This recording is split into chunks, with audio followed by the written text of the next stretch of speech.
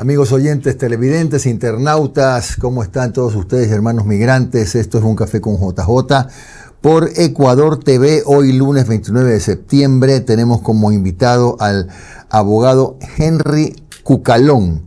El abogado Cucalón fue candidato a la presidencia de la República, fue ministro de Gobierno, fue 2 veces asambleísta y es catedrático universitario también de larga data. Le damos la bienvenida a Henry, gracias por acompañarnos. Gracias, Jimmy, buenas noches. Un saludo a todos los seguidores televidentes. Bien, vamos a dividir en 2 bloques este programa, porque en el primero me gustaría abordar sobre la base de la experiencia que tuvo Henry Cucalón como ministro de Gobierno. Lo que está pasando hoy día con el paro que está matizado y muy fuertemente de violencia, ¿es un paro normal? ¿Estamos viviendo lo mismo que hace unos cuantos años ahora, aunque concentrado fundamentalmente en Imbabura? Insistiendo que protestar es una garantía democrática, es un derecho. Anarquizar, caotizar y paralizar, no. Ese es un delito. Y en esa diferencia se reduce todo. Creo que el país no es el mismo del año 19 y del año 22. Y el país condena todo hecho de violencia por parte de quienes, en vez de protestar en democracia y hacer valer su posición, lo que quieren es imponer, lo que quieren es azuzar, peor, destruir bienes públicos, destruir bienes privados, que eso no conlleva absolutamente a nada. Así que considero que hoy el gobierno tiene un escenario mucho más proclive a poder ejercer una decisión que a todas luces para mí es correcta. ¿Sabes qué se puede dialogar? ¿Dónde van las compensaciones? Sí. El tema. Eso es posible. Eso es posible, mejorarlas, negociarlas, me parece bien. Pero querer no protestar con reclamos a través de dirigentes, que su voz sea escuchada, que lo tienen como todos los ecuatorianos, sino volver a la cantaleta de querer destruir, paralizar, dejar sin agua a las ciudades para imponer una visión que a todas luces es retrógrada y que no favorece a las grandes mayorías ni a los pobres, no beneficia a los ecuatorianos. Claro. Henry, ¿crees que este paro violento, sí, en Imbabura, tiene algunos elementos exógenos que están interviniendo? Porque es convocado por la CONAIE, pero ¿crees que hay, como se ha dicho, posiblemente dinero de la minería ilegal, apoyo por debajo del escritorio de partidos políticos? A este tipo de movilizaciones siempre se juntan infiltrados, infiltrados que lo único que le interesan es el caos. Todavía no he visto, y ojalá que no se dé, que agrupaciones políticas en sí, y gracias a Dios el presidente tiene mayoría en el Congreso, quieran, aprovechando esta chispa que comienza con una protesta normal y termina en paros violentos y vandalismo, querer azuzar para querer hacer derrocamientos, golpes como se intentó hacer en el 19 y el 22. No es el mismo gobierno, no son las mismas circunstancias, hay una clara madurez también política y cívica de personas que podemos no estar en la línea del gobierno en muchas cosas, pero en esto creemos que el imperio de la ley y el orden debe prevalecer y el interés general. Eso me parece que también es positivo, por así decir. Asimismo, no sé si te has dado cuenta, el rol de algunas autoridades locales y provinciales sí. No son las mismas que en el 19 y que en el 22. Que bueno, no sé si es por respeto a la ley, por miedo, por lo que sea, pero no es lo mismo. Entonces, no hay ese factor adicional politiquero golpista. Pero que en este tipo de manifestaciones se infiltran gente para hacer actos delincuenciales, no tengo la menor duda, y así se está denunciando. ¿Crees que hay posiblemente financiamiento de alguna manera de la minería ilegal que en Imbabura, en Buenos Aires, pues genera millones de dólares? Que haya financiamiento, no solamente para esta protesta, para cualquier cosa, para privilegiar el status quo y que se reversa la medida, creo que estoy seguro que existe y va a seguir existiendo. En algún momento, estas personas, narcotráfico incluido, hasta financiaban temas en el mismo Congreso y Asamblea de la República. Y eso se reveló ¿en qué? En metástasis, por si acaso, ¿no? Claro. Porque necesitan un ejecutivo débil, pues, Por algo se llaman crimen organizado, porque necesitan un Estado desorganizado. Todas las crisis políticas conllevan a debilidad del sistema y eso no nos conviene. Nos conviene un Estado fuerte donde impere el orden a favor de las grandes mayorías.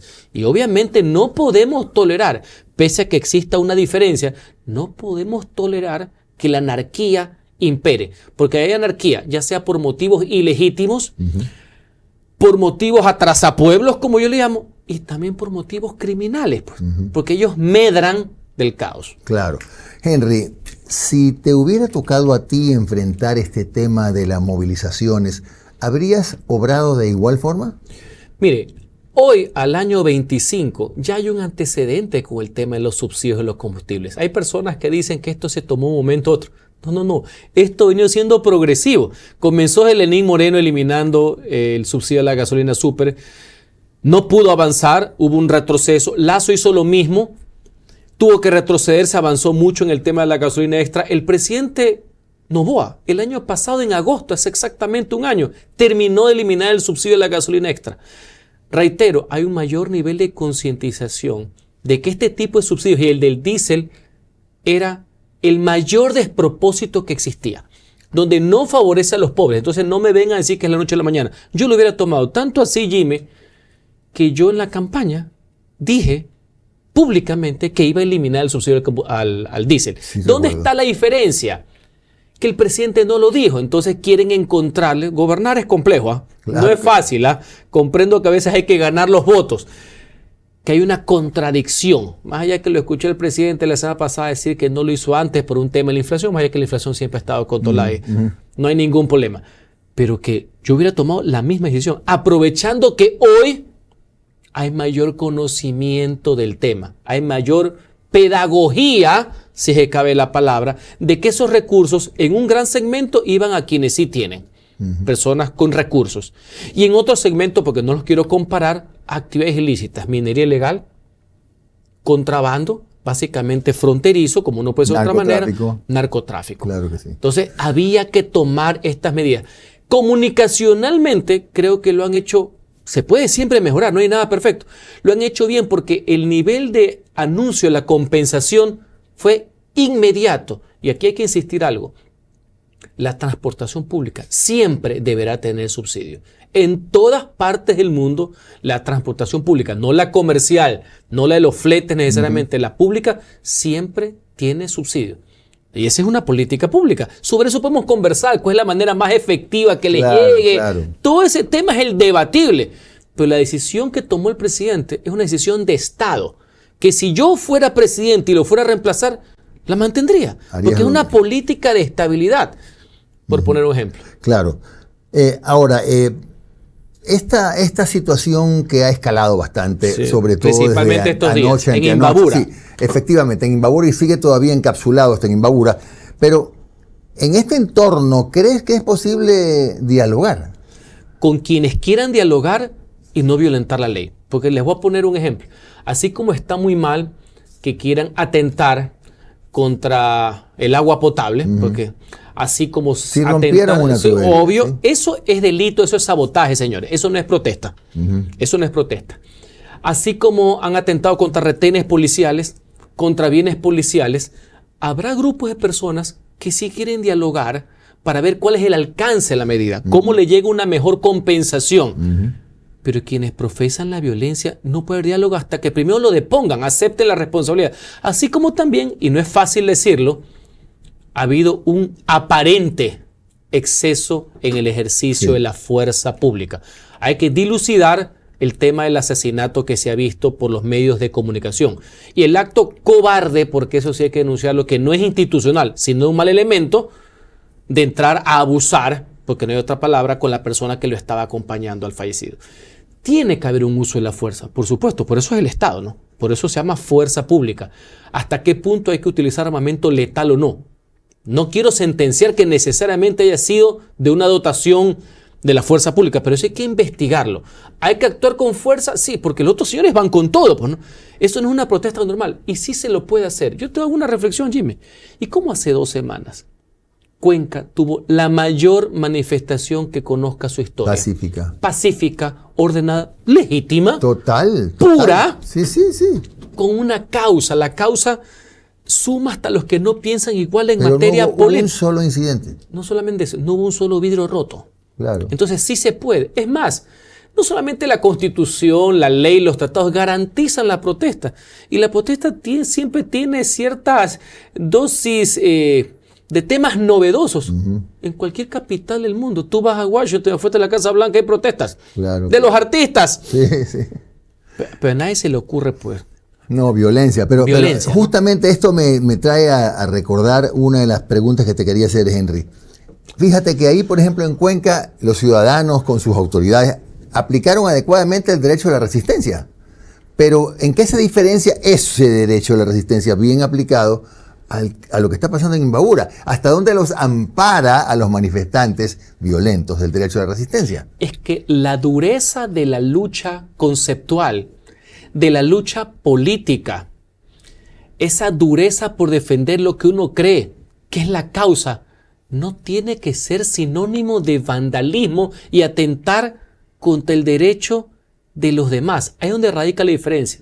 La resistencia que está consagrada en la Constitución no es tampoco sinónimo de que yo hago lo que me venga en gana, porque si no mañana hay una sentencia, entonces yo me resisto y no cumplo la sentencia. No, no. Esa resistencia tiene que adaptarse a los mismos cánones que prevé el Estado. Si no estamos, insisto, en una horda. Nadie cumple nada, ninguna autoridad cumple nada, un ciudadano, me paso a luz roja, digo, estoy en resistencia. Claro. Discúlpame el ejemplo burdo. No llegamos absolutamente a nada. Esa resistencia, que es el principio por el cual creo que hay un abuso, debe ser instrumentado a través del mismo derecho, pues, a través de las normas de convivencia. Si no, el relajo es lo que va a imperar. Pero el ejemplo de Cuenca y muchos que han existido en Guayaquil, durante ¿cuántas veces no hubieron marchas cívicas encabezadas por líderes municipales y no se rompió absolutamente nada en la ciudad? Y se le dijo cosas duras al gobierno de turno. Nadie puede ejercer la resistencia a patadas, en otras palabras. Exactamente. Ese es el principio para no entrar en leguleyada, por así decir. Bien, vamos a hacer una pausa, Henry. Regresamos con el abogado Henry Cucalón, nuestro invitado, ex candidato a la presidencia de la República, ex asambleísta, catedrático universitario, y hablaremos en el segundo bloque de un tema que de suyo es muy interesante. Muchos estamos hablando de que hay necesidad de una constituyente, sí, pero ¿qué se puede cambiar? ¿Qué se puede cambiar? ¿Y qué deberíamos cambiar en la próxima constituyente en el evento en que él sí gane y siga el proceso normal, ¿no? Ya volvemos.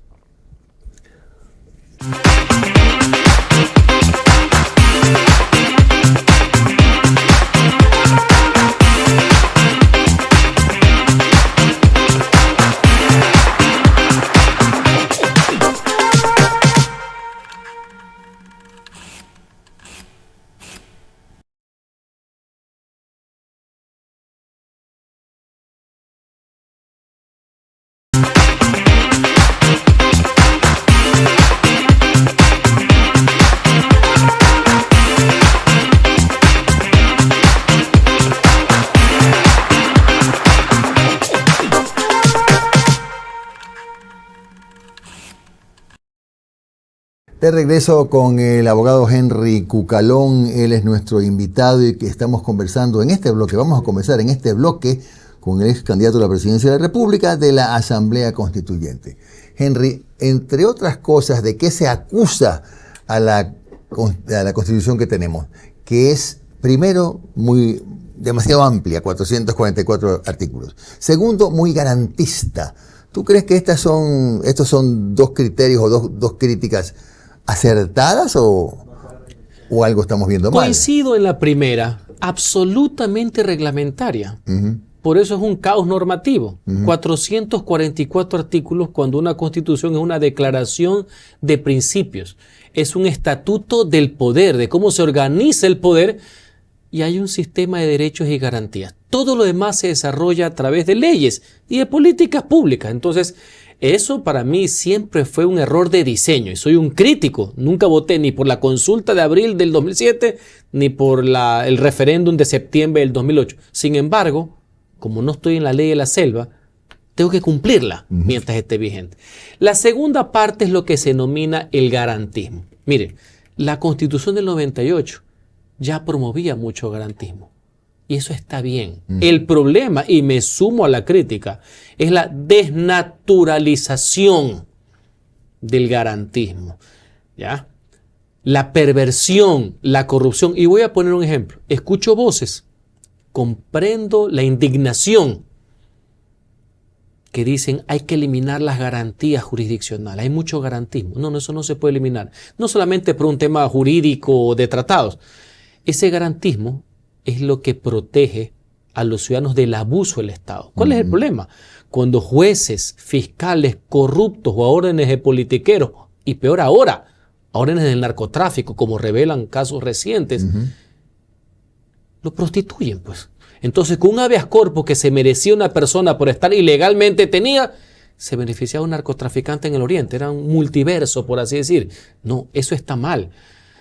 Que haya abogados que se hayan dedicado a delinquir, atentando contra el mismo Estado, con la mala utilización de las garantías, es un tema que hay que precisar, que hay que corregir, que hay que subsanar, que hay que depurar en la función pública y en la función judicial. Pero cuidado, queremos eliminar una acción de protección. No, eso no cuidado, un habeas corpus. Eso es lo que nos protege a nosotros. Pero ¿qué es lo que sí se puede cambiar? Vamos a poner un ejemplo, porque también veo con preocupación que hay gente que quiere que nos salgamos del sistema internacional. No es así. Hay ciertas cuestiones connaturales que no solamente porque lo dice el dictamen de la Corte, no podemos regresar. Voy a poner un ejemplo. Derecho a la vida. No puede haber esclavitud. Disculpa que ponga el ejemplo. No puede existir pena de muerte, porque somos suscriptores de una serie de convenios y tratados que están a nivel constitucional, y eso tienen todas las constituciones modernas del mundo, que lo prohíbe. Pero te voy a poner un ejemplo sencillo, de cuál parece un derecho que no está suscrito a ningún tratado y que es absolutamente debatible si lo queremos o no mantener. El tema es la ciudadanía universal, claro, con el cual yo estoy absolutamente en desacuerdo. Una cosa es lo declarativo, lo romántico, y otra cosa es que tú no tengas control sobre tus fronteras y sobre pretexto de esto haya servido lastimosamente para que personas vengan al ECOR, literalmente, no digo todas, a delinquir. Eso es la ciudadanía universal, no es un tema que no se pueda tratar, que no se puede eliminar, como es, por ejemplo, el tema de la pena de muerte. Claro, por ejemplo, son dos ejemplos. Esta ciudadanía universal no es un derecho consagrado en la Constitución. No, está en la Constitución. Está como garantía. Sí, está como un derecho. La diferencia es que no es uno de esos derechos que están consagrados a nivel de suscripción de tratados internacionales. Correcto. Que esos son los que el dictamen de la Corte y la obligación que tenemos como Estado no podemos mover. Recuerden que los derechos son progresivos, no regresivos. Está de más decir que ya la Constitución del año 98, que fue muy de avanzada, por una lógica, pese a que entre comillas fue aprobada por la derecha, toda constitución nueva, Chimi, es de avanzada, porque no lo puedes comparar con constituciones hace varias décadas, porque no es lo mismo los derechos que vinieron con la posguerra, los derechos civiles, la lucha que existió en Estados Unidos por la igualdad sin importar tu color de piel. Todo eso está en el año 98. Claro. La única diferencia con el 2008 es que está redactada con más comas, si se cabe la palabra. Lo que eran derechos civiles le llamaron derechos de libertad, pero el principio es el mismo. ¿Dónde está el problema? Que Montecristi hizo un listado de deseos que llega hasta 99. Con una carta a Papá Noel guardando las distancias. Ese es el ejemplo que ponen los profesores de Derecho Constitucional extranjero. Una carta a Papá Noel, un buen ejemplo que has puesto. Eso es lo que hay que revisar, pero no los derechos en el buen sentido de la palabra connaturales a la persona, ¿no? Claro, o sea, no caer en esto de la regresión de derechos no puede existir, de lo que estás hablando. No puede existir. La verdadera falla estructural, más allá de mucha lírica innecesaria, los primeros artículos de Montecristi son desastrosos. Por tratar de contentar a todos haces una ensalada rusa, por así decir. Todo eso, ¿ves? Claro. Es la parte de la estructura del Estado, lo que es la mitad hacia adelante, lo que se llama la parte orgánica. Eso es un desastre. Claro. Ahora, por ejemplo, ya que tocaste el tema, consejos de participación, ¿debe mantenerse? Eliminarse. Y debe pasar esa función, Jimmy, como existe en todas partes del mundo, a las asambleas nacionales, congresos, cámaras, senados, todos son sinónimos. ¿Ya? Eso debe ser eliminado, eso es un adefesio, eso no tiene razón de ser, es un experimento fallido. La función de transparencia.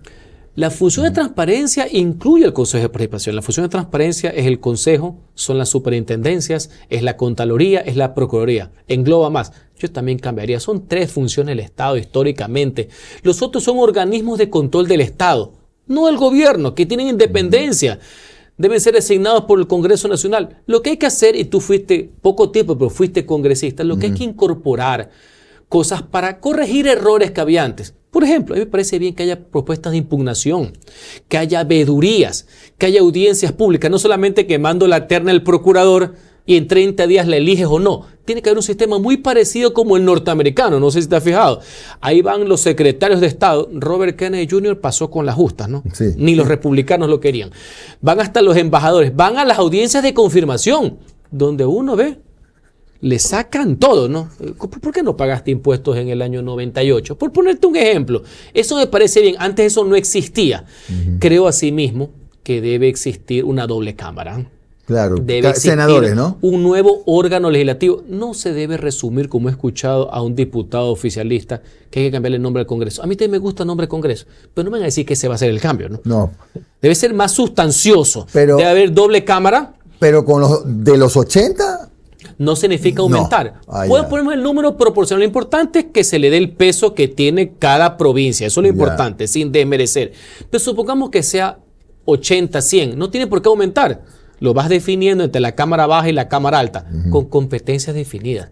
Todo lo que son reformas constitucionales va a la Cámara Alta. Lo que son los juicios políticos a la Cámara Alta. Claro. Doble control, como en Estados Unidos, entre lo que sale de una ley en la Cámara Baja a la Cámara Alta. Una diferenciación. Ya sea que quieran o no quieren senadores, unos deben durar más que los otros. Debe existir. ¿Y tú ¿Por qué deben durar unos más? Porque tiene que haber una diferencia entre los mismos. No puede ser que el asambleísta provincial y nacional sean... Bueno, eso sí. Ese error no viene de Montecristi, ese error viene de la del 98. Ya. Antes, tú te acordarás, en los 80, el diputado nacional duraba 4 años y el provincial 2. Y a mí me gusta el tema de las elecciones intermedias. ¿Sabes por qué? Porque cuando un gobierno se desgasta o una mayoría se desgasta, la solución es democrática. Cambia la mayoría con nuevos diputados. El típico ejemplo, Rodrigo Borja llegó en el año 88 con mayoría legislativa. Tuvo un desgaste y en vez de ponerse a conspirar para derrocarlo y tumbarlo, en el 90 llegó otra mayoría. La solución siempre es democrática. ¿Tú crees que eso contribuiría a la gobernabilidad del país? Creo que ayudaría muchísimo a una mejor forma de legislar y de fiscalizar. Pero hay un tema, Jimmy, que no nace ni de la Constitución, ni de la ley, ni ningún estatuto para la constituyente. Es un tema cultural, de la responsabilidad que tienen los líderes de los partidos políticos y de quienes van a ejercer la representación. Porque tú puedes poner todas las figuras del mundo. Si vas a poner las mismas fichas de los 3 últimos congresos, señores, no hay constitución que valga, ¿no? A eso iba, Henry. Pero ese no es un tema de puntos y comas ni artículos. El problema puede ser la calidad de la representación. ¿Y cómo hace si no se ha podido reformar la normativa y van a regir las mismas reglas que para elegir asambleístas? Bueno, haciendo lo mismo que pasó en el 97. En el 97 las fuerzas políticas pusieron a sus mejores cuadros. ¿O tú crees que fue una obligación legal que la democracia cristiana haya puesto un expresidente de la República, a exministros de Estado, que el Partido Social Cristiano haya puesto a Marcelo Santos Vera, a César Ron, que los socialistas hayan puesto a Enrique Ayala Mora, que Pachacuti haya puesto a Julio César Trujillo? ¿Tú crees que fue una cuestión de comas y de puntos o fue la voluntad de la clase política? Sería bueno que tengan hoy esta misma voluntad, ¿no? Inclusive el 2008, de la cual soy un crítico del producto y que hubo una clara mayoría que el pueblo apoyó, porque hay que también reconocer, votaron. Ahora resulta ser que nadie sabe dónde salieron los votos. No, votaron. El hecho de que uno piense en común no significa que no existió. Ese correísmo, que no es el de ahora pues son cachiporreros de Maduro.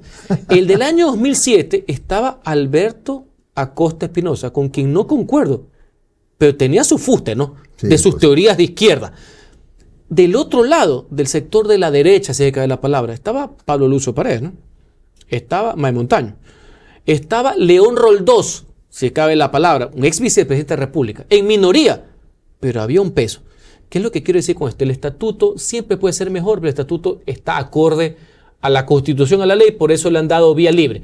¿Hay mejores métodos? Puede ser, pero no es que es ilegal el que está. Claro. Pero si los líderes políticos que hoy tienen un peso, más las fuerzas que quieren emerger, Si van a repetir los mismos vicios de poner asambleístas de cuarta solo para que les obedezcan, maestro, no hay constitución que valga, maestro. Claro. Y ahora, ¿qué pasa con la Corte Constitucional si a ti te pidieran, como te lo pido yo, una opinión respecto a una posible asamblea constituyente? ¿Qué pasa con la Corte Constitucional? Bueno, yo lo manifesté.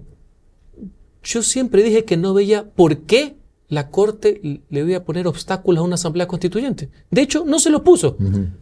Y yo te digo una cosa, me río con lo que ha pasado, nos hemos desgastado innecesariamente. En mayo, voceros gubernamentales dijeron que íbamos a ir a una constituyente en una sola elección, express, una sola elección. ¿Qué pasó hoy día? Vamos a ir a la constituyente, yo voy a votar a favor. Vamos a ir a 3 elecciones. Pero 3, claro. Consulta, elección y referéndum. No era 1, eran 3. En mayo también dijeron, yo estuve aquí en estos micrófonos, no, que por aquí, que los notables, que unos funcionales, que unos corporativos, por las universidades, todo. Hoy todos van a ser elegidos popularmente. ¿Sí? Y hasta hace pocas semanas dijeron que la Corte Constitucional no pelaba vela en el entierro. A las finales intervino, dio dictamen y no pasa nada. ¿Qué es lo que te quiero decir? A veces por ciertas narrativas, Jimmy, nos desgastamos innecesariamente y perdemos cuáles son las causas y los objetivos. Vamos a cambiar la Constitución. Queremos una nueva Constitución. Vamos y vamos a hacerlo bien, con debates de altura. No una coyuntura de quitar una Constitución que fue hecha como un traje a la medida solamente para cambiar el sastre, ¿no? Bueno, para terminar, Henry, la pregunta antipática, ¿no? ¿Tú estás pensando en prepararte para ser Yo estoy preparado. constituyente? Yo estoy preparado para servir a mi país. Si existen o no coyunturas electorales, ese es otro tema. Pero te ratifico, yo no voy a ser ajeno al debate.